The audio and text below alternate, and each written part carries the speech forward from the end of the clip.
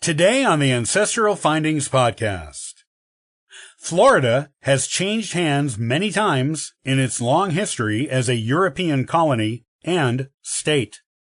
Here's the story of Florida's journey from Spanish outpost to 27th state.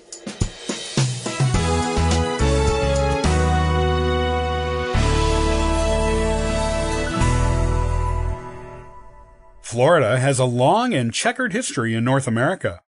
The indigenous culture remained a uniform one from what the archaeological evidence tells, until about 500 years ago.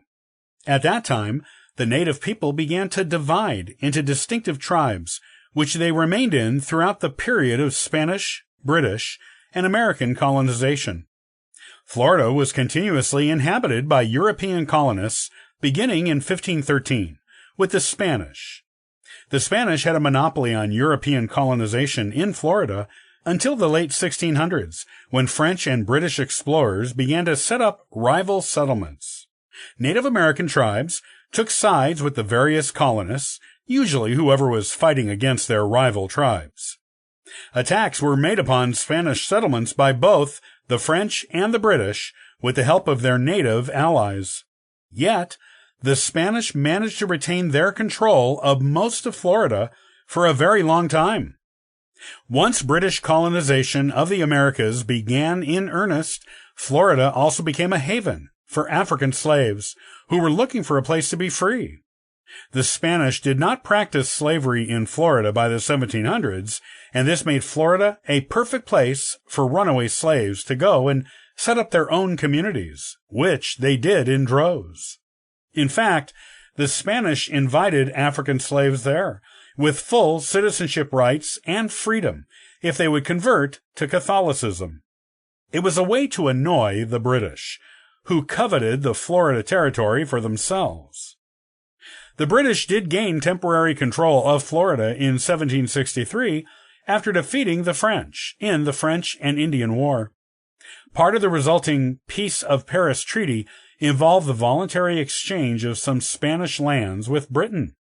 Britain then divided Florida into two territories, East Florida and West Florida, and governed them as two separate colonies.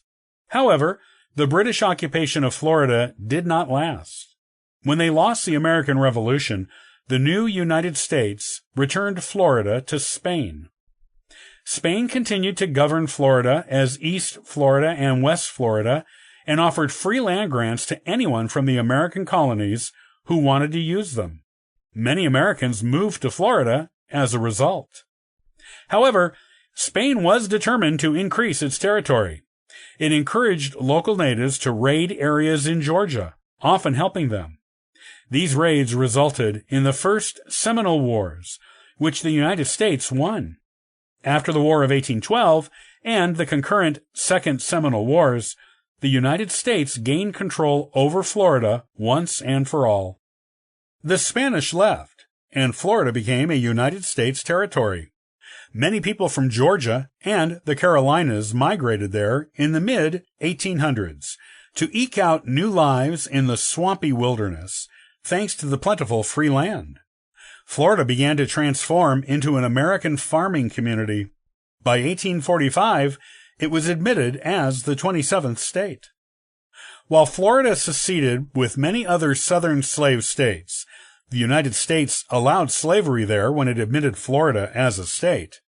It eventually reconciled with the rest of the nation after the end of the Civil War.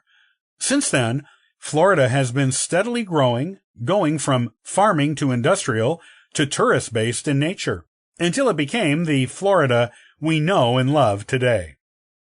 Florida records, from its beginning to today, are found in a variety of places. Early colonial records from Spain and France are found in Spanish and French archives overseas. Even records from the British period are found in British archives. Beginning with American control, early records of Florida and the people who helped settle it are to be found in both the National Archives of the United States as well as in the State Archives of Florida. The Florida Memory Project, which is part of the website of the Florida State Archives, has a nice collection of digitized records online, dating back to the early period of American settlement, back in the 1830s and 1840s. Anyone with American ancestry in the early settlement period of Florida should start their search there.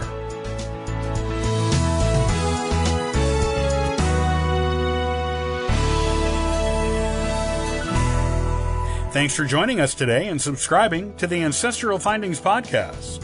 Check out ancestralfindings.com for additional free genealogy resources and weekly giveaways. And remember, happy searching!